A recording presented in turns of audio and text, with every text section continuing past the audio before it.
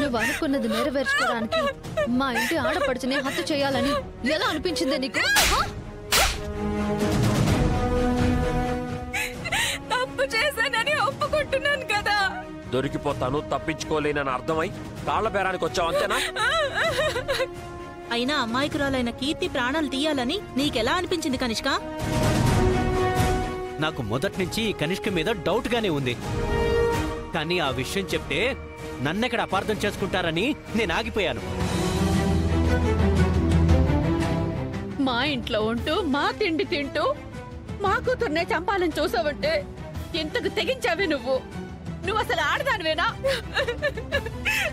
నేనేదో రాజకీయ భవిష్యత్ కోసం ఆశపడి ఇంట్లో ఉండనిస్తే నువ్వు నా బిడ్డకే విషం పెడతావా?